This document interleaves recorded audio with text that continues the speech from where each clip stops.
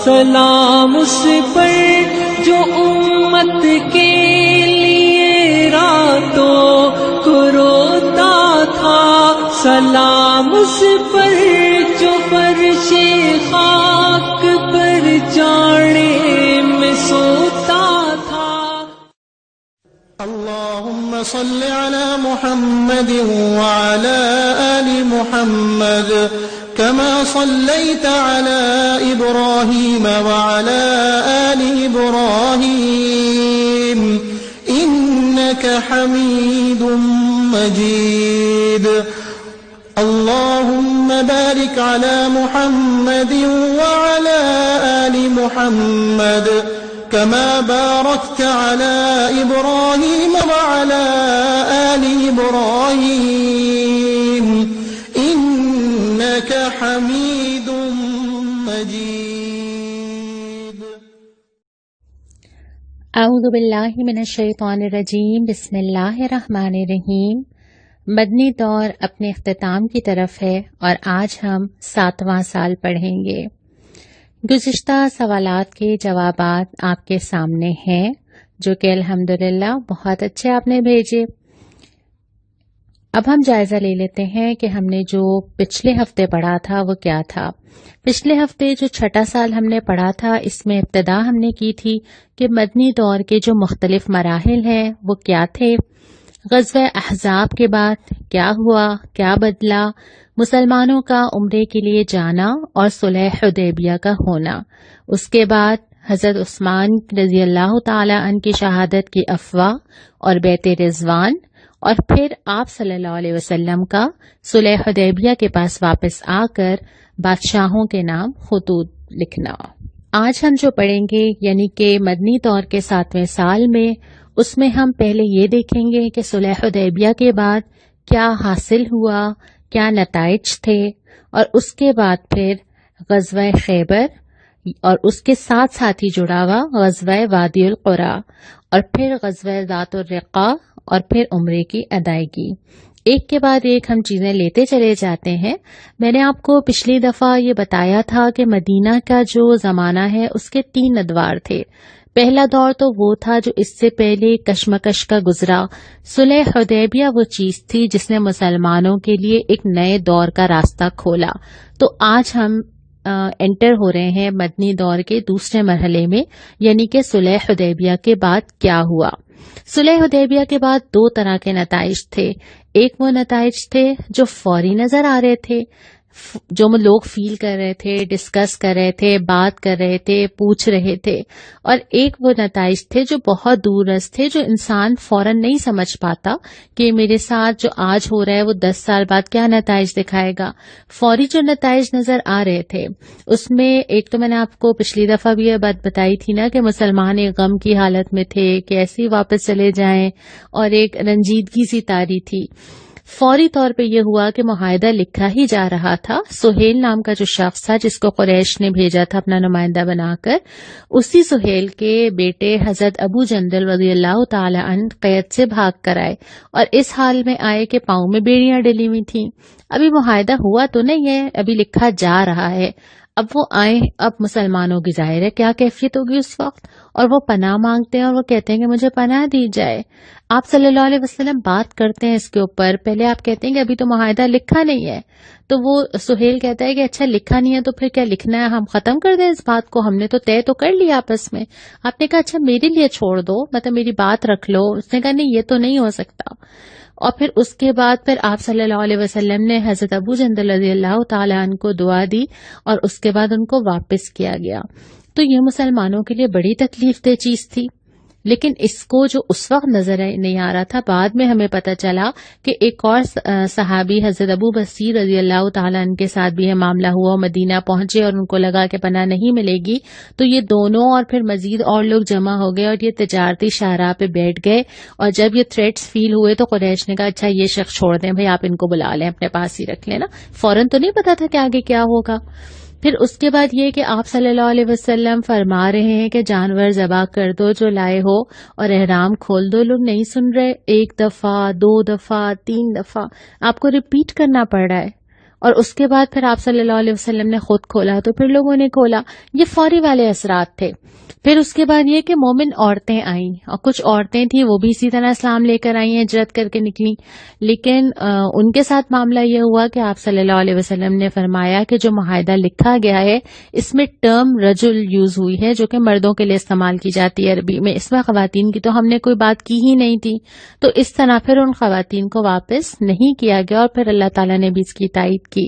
تو یہ تو وہ والے نتائج تھے جو فوری انسان کی آنکھ دیکھ سکتی تھی اور فوری یہ فیل ہو سکتا تھا کہ کیا حاصل ہوا, کیا ملا. لیکن جو میں نے آپ سے پچھلی دفعہ بھی کہا تھا کہ اگر آپ سورہ فتح پڑھتے ہیں تو قرآن اس پہ پورا تبصرہ کرتا ہے اور اللہ تعالیٰ بتا دیتے ہیں کہ یہ فتح ہے اور وہ کیسے ہے. کچھ پوائنٹس دیکھ لیتے ہیں ہم. پہلی بات تو یہ کہ قریش نے اس بات کو تسلیم کیا کہ واقعی, اس سے پہلے تو وہ انکار میں اور ڈینائل میں تھے نا, اور لگتا تھا ہمارے درمیان کے کچھ لوگ ہیں اور سب سے یہ کہتے تھے کہ ہمارے یہاں کے باقی کچھ لوگ ہیں. لیکن اب انہوں نے مسلمانوں کو ایک فریق کے طور پہ اور ایک قوت کے طور پہ تسلیم کیا. دوسری بات یہ کہ اس کے بعد ایک اتنا لمبا فیز مسلمانوں کو ملا جو اس سے پہلے نہیں ملا تھا کہ وہ کھل کے دین کی دعوت دیں, تبلیغ کریں, اور اس کے بعد ایک جنگ بندی سے جو امن ملا, کچھ ٹھہرنے کا, سوچنے کا, اسلامی ریاست کو مضبوط کرنے کا موقع ملا. اور پھر نتیجہ یہ ہوا کہ مسلمانوں کی تعداد میں 3 گنا اضافہ ہو گیا نا, یعنی اتنی تیزی سے تعداد بڑھی کیونکہ مسلمانوں نے وہ تمام موقع استعمال کیے. اس کے بعد ایک اور چیز یہ ہوئی کہ تمام لوگوں کو یہ آزادی ملی, یہ خود مختاری ملی کہ وہ جس کے ساتھ شامل ہونا چاہیں وہ شامل ہو سکتے ہیں. پہلے اتنا آزاد ماحول نہیں تھا. اس کے بعد حرم میں جو مسلمانوں کی داخلہ تھا ضرور اس سال واپس ہوئے, لیکن ایک انٹر ہونے کا راستہ کھولا کہ ٹھیک ہے اس سال واپس ہوں گے لیکن آئندہ آئیں گے اور اس معاہدے کی روح سے آئیں گے. اور پھر اس کے بعد مسلمانوں نے جو ایک بڑی کامیابی حاصل کی وہ یہ ہے کہ دشمنوں کا زور ٹوٹا. ایک بڑی طاقت تھی ان کے اندر, لیکن وہ کیسے ٹوٹا ابھی ہم اس سے بات کرتے ہیں. بلکہ آج ہم جتنا کچھ پڑھیں گے نا یہ سارے اثرات ہیں اس صلح حدیبیہ کے. یہ اس کے بعد ہی پاسبل ہوا جو کچھ آج ہم پڑھیں گے کہ مسلمانوں کی جو ایک تاریخ ہے اس کے اندر یہ اہم موڑ کیسے آیا. جو میں نے بات کی نا کہ دشمنوں کا زور ٹوٹا, دیکھیں مسلمانوں کے جو نمایاں مخالفین تھے نا یہ 3 لوگ ایک دوسرے کے سپورٹرز تھے, اور کوئی ایک انیشیٹ کرتا تھا اور پھر جتھا بنتا تھا اور مسلسل یہ مسلمانوں کے ساتھ آزمائش جاری تھی. اس میں سے ایک تھے قریش مکہ, ایک تھے یہودی, اور ایک تھے وہ ان پڑھ بدو جو کہ شہر سے باہر کہیں پہ بھی پڑاؤ ڈالتے تھے, لوٹ مار کرتے تھے, اور یہ سب ایک دوسرے کو سپورٹ کرتے تھے اپنے فوائد کے لیے. بے شک اب کوئی بھی کسی سے سنسیئر نہیں تھا, لیکن مسلمانوں کے خلاف جو ہیں یہ سب متحد تھے. ان میں سے جو قریش تھے ان کے تو ہاتھ بن گئے. اب 10 سال کے لیے یہ تو اب پابند ہو گئے اس معاہدے کے, اور اب ان کی طرف سے سکون ہو گیا کہ اب اس اینڈ سے کچھ نہیں آئے گا. فوراً آپ صلی اللہ علیہ وسلم نے باقی تو کی طرف توجہ کی. یہ ایک بہترین سیاسی حکمت عملی تھی, بلکہ بہترین جنگی اقدام تھا. اسلام میں تو ساری چیزیں ہیں نا, پالیٹکس بھی ہے, دفاع بھی ہے, جنگ بھی ہے, اسلام کی قوت کا اظہار بھی ہے. تو آپ نے ودن اے منتھ یہ تیاری شروع کی ہے اور فوراً ہی 1 سے 1.5 ماہ بعد صلح حدیبیہ کے آپ خیبر روانہ ہوئے ہیں. اس کے ضمن میں جو چیزیں ہیں وہ بھی ہم آج پڑھیں گے, اور اس کے بعد بدو جو ہیں ان سے نمٹے وہ بھی ہم آج پڑھیں گے. اب ہم آ جاتے ہیں غزوہ خیبر کے اوپر جو کہ صلح حدیبیہ کے فوراً بعد ہوا ہے. خیبر کا علاقہ مدینہ سے کچھ دور 100 میل کا فاصلہ ہے, ایک شہر ہے. اس شہر میں یہودی بہت کثرت کے ساتھ آباد ہیں, اور یہی وہ جگہ ہے جہاں سے ساری چیزیں نکلتی ہیں.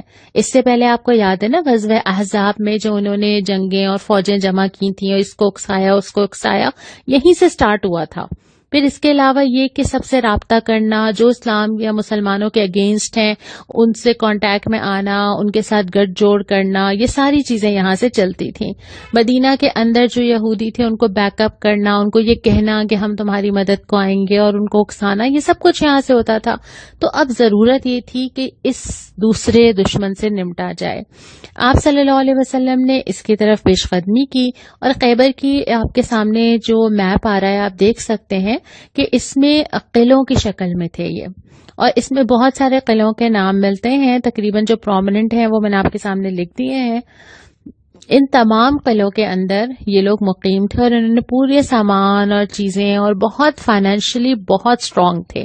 آپ صلی اللہ علیہ وسلم نے حدیبیہ سے کوئی 1-1.5 ماہ کے بعد یہ اعلان فرمایا کہ اب ہم خیبر کی طرف جائیں گے، اور یہ اعلان بھی کیا کہ وہی شخص جائے جو اللہ کی رضا اور جہاد کو پسند کرتا ہو، اور وہ لوگ سارے شامل ہوئے جو اس وقت بیت رضوان میں موجود تھے.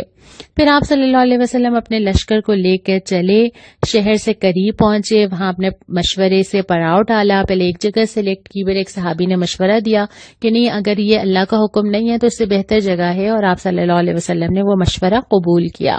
یہاں پہ پھر آپ صلی اللہ علیہ وسلم نے جو دعا مانگی وہ یہ تھی کہ اس کے مفہوم میں آپ کے سامنے رکھ رہی ہوں کہ اس بستی اور اس کے باشندوں میں اے اللہ جو بھلائی ہے ہم آپ سے طلب کرتے ہیں، اور اس بستی اور اس کے باشندوں میں جو چیز بھی ایسی ہے جو شر ہے تو ہم اس سے آپ کی پناہ مانگتے ہیں.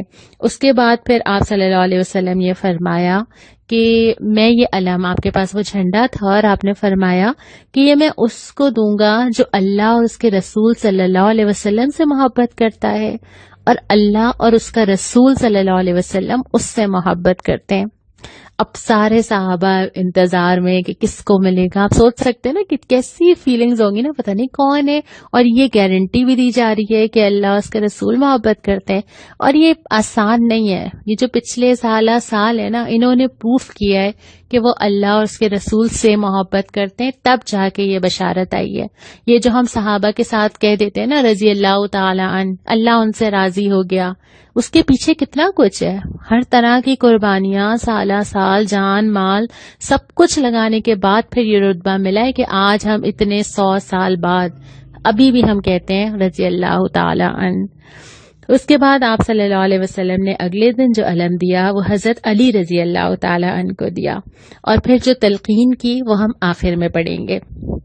پھر باقاعدہ طور پہ مارکے کا آغاز ہوا، اور یہ جو سارے قلعے ہم نے بھی نام پڑھے ان کو باری باری فتح کیا گیا. اسٹیپ بائی اسٹیپ چلتا رہا، کچھ میں 3 دن لگے، کہیں 14 دن لگے. باقاعدہ ایک ایک قلعے کے ساتھ الگ الگ لڑائی ہوئی ہے. اس میں سے کچھ لوگ ایسے تھے جنہوں نے بھرپور مقابلہ کیا، کچھ نے کچھ تھوڑے مقابلے میں سرنڈر ہو گئے، کچھ ایسے تھے جو کہ ڈر گئے جب انہوں نے دیکھا کہ اچھا اب تو اتنے فتح کرتے ہوئے آ رہے ہیں، تو انہوں نے پہلے ہی سرنڈر کر دیا. لیکن یہ کافی لمبا ڈیوریشن تھا جس میں یہ قلعے فتح کیے گئے. اس کے بعد پھر یہ ہوا کہ جو دو چیزیں بنیادی ہوئیں. ایک تو یہ کہ خیبر کے یہود سے معاہدہ ہو گیا، جن لوگوں نے سرنڈر کیا ان سے معاہدے کر لیے گئے. جیسے پیداوار ہے وہ اپنی جگہ پہ ہی کریں گے کھیتی باڑی، لیکن اس میں سے اسلامی حکومت کو حصہ دیں گے. پھر یہ کہ اس سامان جنگ جو انہوں نے جمع کیا ہوا ہے کچھ یہ معاہدہ ہوا کہ وہ اسلامی حکومت کے حوالے کر دیں گے. اور پھر یہ کہ آئندہ اس طرح کی سازشوں میں نہ پڑیں گے، اس طرح کی چیزیں کچھ امان ان کو دی گئی. ایکچولی یہ وہی ہے جو اسلام میں ذمہ بننے کا تصور ہے کہ اگر آپ اسلامی ریاست کے ساتھ ہیں، قانون اللہ کا چلے گا اور آپ اس میں ٹیکس دیں گے اور ذمہ بن کے رہیں گے. تو اس طرح معاہدہ ہوا، اور پھر بہت سارا اموال غنیمت مسلمانوں کے ہاتھ آیا. یہ وہ مسلمانوں کی اب تک کی جتنی تاریخ گزری ہے اس میں ایک بہت بڑا ایک فائنینشیل فائدہ تھا جس کا اللہ تعالیٰ نے سورہ فتح میں ذکر کر دیا تھا. میں نے پہلے بھی آپ سے یہ بات کی نا کہ چیزیں تو بعد میں سمجھ آئیں، اس وقت تو نہیں سمجھ آ رہی تھی، لیکن جب اب ہم پڑھتے ہیں تو ہمیں سمجھ آتا ہے کہ اللہ تعالیٰ نے کتنا کچھ آگے رکھا تھا. صلح حدیبیہ سے راستہ کھولا اس کا، اور سورہ فتح میں اس کا تبصرہ فرمایا ہے کہ اللہ نے تم سے بہت سے مال غنیمت کا وعدہ کیا ہے. وہاں تو نہیں ملا تھا مال غنیمت، لیکن یہاں بشارت تھی کہ وہ تم حاصل کرو گے، اور بشارت اس کو اللہ تعالیٰ نے خود جوڑا تھا اس صلح حدیبیہ کے ساتھ کہ یہ صلح حدیبیہ ایکچولی اس کا راستہ بنے گی، اور یہی ہوا. اس کے بعد یہاں پہ بات ختم نہیں ہوئی. آپ صلی اللہ علیہ وسلم نے پھر فوراً ہی یہودیوں کی ایک اور جماعت ایک مقام پر رہتی تھی وادی القرا، آپ نے پھر وہاں کا ارادہ کیا، اور اس کے بعد پھر آپ نے لشکر ایک لے کے چلے. حضرت سعد بن عبادہ رضی اللہ تعالی عنہ کو علم دیا گیا، اور اس کے بعد پھر ان سے بھی مقابلہ ہوا، وہاں بھی فتح حاصل ہوئی، اور پھر وہاں سے بھی مال غنیمت حاصل ہوا. پھر 2 اور جگہ کے لوگ تھے، ایک فدق جگہ تھی، ایک تیمہ جگہ تھی. وہاں پہ جو لوگ تھے وہ تو انہوں نے تو خود ہی سرنڈر کر دیا نا. کسی نے کہا کہ اچھا پیداوار کا نصف لے لیجئے، اور خود ہی انہوں نے کہا کہ بس ہم چھوڑ دیتے ہیں. یہاں کوئی مقابلہ نہیں ہوا. تو وہ اسلامی ریاست کے نظام میں شامل ہو گئے۔ اس کے بعد پھر ابھی یہ بالکل ایسا نہیں ہوا کہ مسلمانوں نے یہ سوچا ہو کہ اچھا حدیبیہ سے واپس آئے ہیں، 10 سال کا سکون ہے، اگلے سال سوچیں گے کیا کرنا ہے۔ یہ سب کچھ فوراً اسی سال کے اندر ہو رہا ہے۔ پھر فوراً ہی آپ صلی اللہ علیہ وسلم نے جو تیسرا ہاتھ تھا وہ تھے عرب کے وہ بدو جن کو یہ سب اتنی دور کی سازشیں نہیں تھی جو یہودیوں والی تھی، لیکن یہ بنیادی طور پہ لوٹ مار کرنے والے لوگ تھے، ان پڑھ لوگ تھے، تو وہ جگہ جگہ تھے۔ ایسا نہیں تھا کہ ایک قبیلہ ہو اور اس کو جا کے فتح کر لیا جائے، جگہ جگہ تھے۔ تو پھر آپ صلی اللہ علیہ وسلم نے ان کا جہاں ان کو پایا مقابلہ کیا، ایک روب کی کوشش کی تاکہ ان کو پتہ چل جائے کہ اب مسلمان اس قوت میں ہیں اور یہ آسان نہیں ہے، ڈر بھی جائیں، آپس میں بھی بکھر جائیں، اور ان کو پتہ چل جائے کہ اب یہ اس پوزیشن میں نہیں ہیں جیسے یہ پہلے ہوا کرتے تھے، یا ان کی بیک پہ وہ سپورٹ نہیں ہے جو پہلے ہوا کرتی تھی۔ ان ساری چیزوں سے فارغ ہونے کے بعد، یعنی صلح حدیبیہ کے بعد کا جو پورا سال ہے اس میں یہ ساری چیزیں کرنے کے بعد اگلے سال پھر مسلمان واپس پلٹے، اور آپ سوچ سکتے ہیں نا کس شان سے پلٹے ہوں گے۔ اس کو ہم عمرہ قضا پڑھتے ہیں کتابوں میں، کیونکہ وہ عمرہ جس کی نیت 1 سال پہلے کی گئی تھی، اب دوبارہ اس عمرے کی قضا کرنے کے لیے مسلمان روانہ ہوئے ہیں، اور 1 سال میں کیا سے کیا بدل گیا۔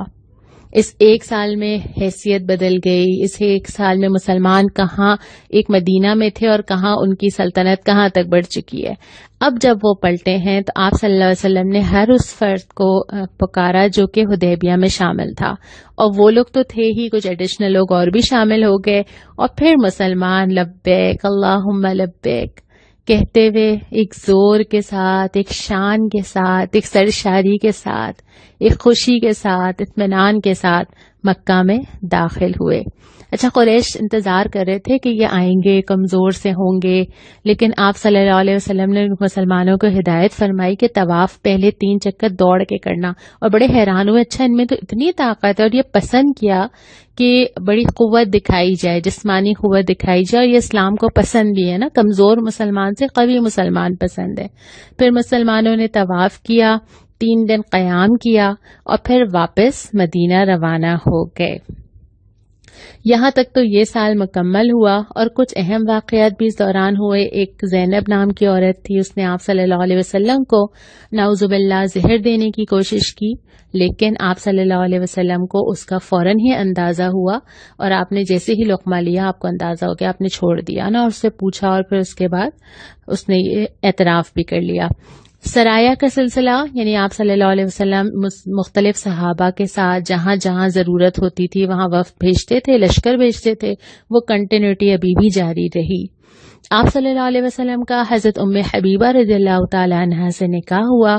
حضرت جعفر بن ابی طالب، آپ کو یاد ہے رضی اللہ تعالی عنہ، جو حبشہ گئے تھے اور جن کے بڑے اچھے الفاظ ہم نے پڑھے تھے جنہیں نجاشی کے دربار میں، وہ واپس آئے، اور وہ آتے ہیں خیبر میں، آ کے ملتے ہیں، اور اس کے بعد پھر وہ آپ صلی اللہ علیہ وسلم کے ساتھ رہتے ہیں۔ حضرت صفیہ رضی اللہ تعالی عنہا سے آپ صلی اللہ علیہ وسلم کا نکاح ہوتا ہے، اور حضرت میمونہ رضی اللہ تعالی عنہ سے بھی نکاح ہوتا ہے۔ ایک اور اہم بات، حضرت خالد بن ولید رضی اللہ تعالی عنہ، ان کا اسلام لانا۔ ویسے تو بہت سارے لوگ بیچ میں ظاہر اسلام لائے، لیکن اس لیے خاص طور پہ کہ یہ قریش کی ایک بڑی طاقت تھی۔ حضرت خالد بن ولید رضی اللہ تعالیٰ عنہ، غزوہ احد کا جو پورا مارکا چینج ہوا تھا وہ انہی کی حاضر دماغی کی وجہ سے ہوا تھا، ان کے بڑے کمانڈر تھے۔ لیکن ان کا اسلام لانا، خود ہی صلح حدیبیہ کے بعد ان سے پوچھا کہاں جا رہے ہیں، انہوں نے کہا اسلام لانے جا رہا ہوں۔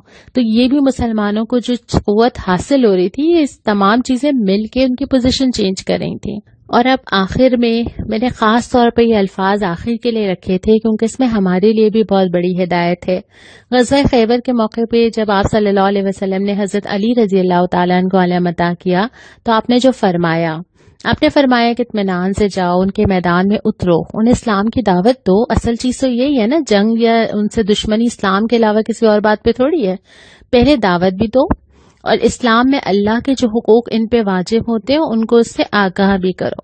اور اس کے بعد کتنی پیاری بات ہے کہ بخدا تمہارے ذریعے اللہ تعالیٰ ایک آدمی کو بھی ہدایت کر دے، ایک آدمی کو بھی، تو یہ تمہارے لیے سرخ اونٹوں سے بہتر ہے۔ یہ صحیح بخاری کی حدیث ہے. کتنی بڑی بشارت ہے نا کہ ہم میں سے ہر ایک دنیا کی کوئی بھی چیز جمع کر لیں، مال کر لیں، زیور کر لیں، ڈیکوریشن پیسز کر لیں، گھر میں چیزیں کر لیں، اصل جو ہمارے لیے کام کی چیز ہے نا کہ کوئی ایک ایسی چیز اللہ تعالیٰ کے پاس لے کے چلی جائیں جو ہمیں بخشوا دے، جو ہمارا صدقہ جاریہ بن جائے. وہ یہ ساری چیزیں تو نہیں ہو سکتی نا، لیکن وہ سب سے امپورٹنٹ بات یہ ہے کہ ہمارے ذریعے ایک آدمی بھی کوئی ہو جو ہدایت پا جائے اور کہہ دے کہ اس نے مجھے ہدایت دی تھی. یہ تو ایسا سلسلہ ہے جو اتنا آگے چلتا جائے گا. میں کسی کو کوئی بھی کلاس فارورڈ کر دی، میں نے کوئی نوٹس بھیج دیے، کوئی حدیث بتا دی، مجھے کل پرسوں اگلے مہینے اگلے سال تو یاد نہیں رہے گا نا. لیکن وہ جہاں جہاں بھیجے گا اس کو جو لائن یاد رہ جائے گی، اس کے عمل میں کوئی چینج آ جائے گا، وہ اپنے گھر میں کسی کو سنا دے گا، تو وہ کتنا ملٹی پلائی ہوتا چلا جائے گا. اور میں جب اللہ تعالیٰ کے پاس جاؤں گی تو پھر جب وہ ملٹی پلائی ہو کے میرے پاس آئے گا نا تو میں حیران ہو جاؤں گی انشاءاللہ، اور میرے لیے کتنی خوشی کی چیز ہوگی وہ. تو یہ موقع کبھی بھی ہاتھ سے جانے تو نہیں دینا چاہیے نا. عقل مند ہیں ہم سب، تو ہمیں کوشش کرنی چاہیے کہ ہم گواہیاں جمع کریں. ہم کوشش کریں کہ قیامت کے دن جب ہم کھڑے ہوں گے تو بہت سارے لوگ ایسے ہوں جو کہیں گے ہاں اس نے بتایا تھا، یہ تھا، اس نے پہنچائی تھی، اس نے جوڑا تھا، اس نے دین کی طرف مجھے لانے میں اہم کردار ادا کیا تھا. لہٰذا اس بات کو ضرور امپورٹنس دیں کہ جو دین کی بات مجھ تک پہنچی ہے وہ میرے ذریعے کسی اور تک ضرور پہنچے. اور یہ بشارت جو آپ صلی اللہ علیہ وسلم نے اور بھی جگہوں پہ دی ہے وہ ہم سب کے لیے بھی تو ہے نا. تو انشاءاللہ تعالی ہم اسے جمع کرنے کی کوشش ضرور کریں گے. اگلے سال انشاءاللہ تعالی میں ایک بہت اہم چیز پڑھنے جا رہے ہیں. وہ اہم چیز ہے فتح مکہ. اور انشاءاللہ اگلی جو ہماری کلاس ہوگی وہ ہماری مدنی دور کے 8ویں سال پہ مشتمل ہوگی. السلام علیکم ورحمۃ اللہ. سلام اس پر کہ جس کا نام لے کر اس کے شیدائی الٹ دیتے ہیں تخت قیصریت تاجدار.